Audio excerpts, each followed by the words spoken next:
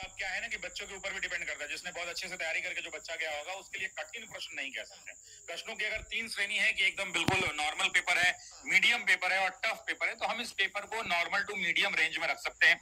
हालांकि सभी प्रश्न एक जैसे नहीं थे, हर खंड में बहुत अच्छे से प्रश्नों को बनाया गया था।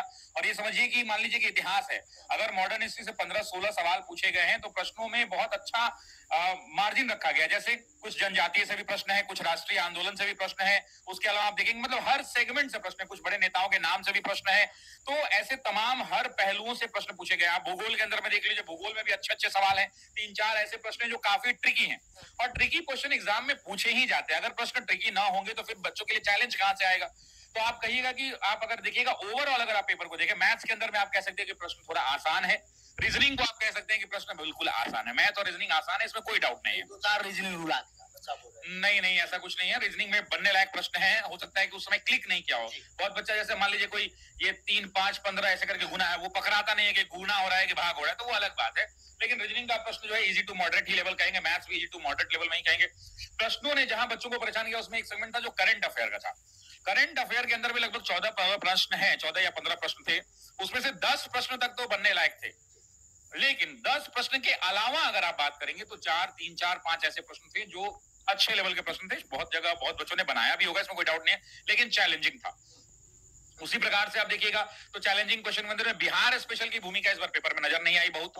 हाँ, बिल्कुल कम देखी। पिछली बार जैसे बिहार स्पेशल था, पिछली बार जो फोकस्ड एरिया हुआ करता था बिहार, इस बार बिल्कुल भी बिहार स्पेशल उस लेवल का नजर नहीं आया। आप इंडियन पॉलिटी के अंदर में देखिए काफी अच्छे डेटा वाले क्वेश्चंस पूछे गए थे। इंडियन पॉलिटी में भी प्रश्न बनने लायक थे, लेकिन 3-4 प्रश्न इंडियन पॉलिटी के अंदर में काफी अच्छे पूछे गए थे। साइंस को आप देखेंगे तो अपेक्षाकृत पिछले प्रश्नों के हिसाब से आप उसको इजी टू मॉडरेट लेवल में ही रह सकते हैं। विज्ञान में डायरेक्ट फैक्चुअल क्वेश्चंस पूछे गए थे। पिछली बार जितना विज्ञान ने सताया था, इस बार उतना नहीं सताया है।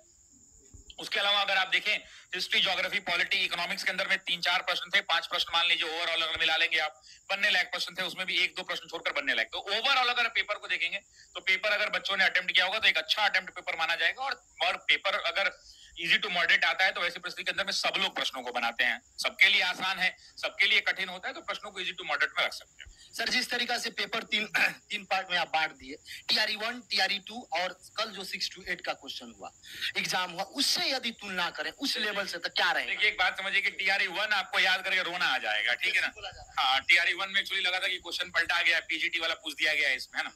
तो टीआरई 1 को तो बाहर ही कर देते हैं। टीआरई 2 और 3 को अगर आप देखते हैं तो टीआरई 3 के अंदर में जो पेपर है वो आप टीआरई 2 के पैरेलल ही कह सकते हैं, उसी लेवल का है। किसी सेगमेंट में टीआरई 2 से आसान प्रश्न है तो कहीं कहीं टीआरई 2 से ऊपर भी पूछेंगे। तो ओवरऑल मॉडरेट उसी लेवल के रेंज में अगर आप पेपर को रखना चाहते हैं तो आप रख सकते हैं।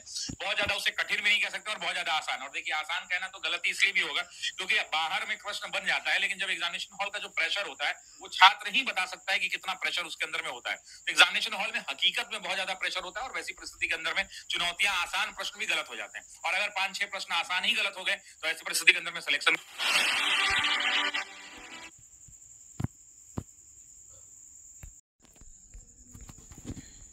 तो दोस्तों, आप सभी लोगों ने देख लिया होगा कि ऑफिसर्स एकेडमी के जो सर हैं, जो डायरेक्टर है, उन्होंने क्या बताया, कितना कट ऑफ जाएगा।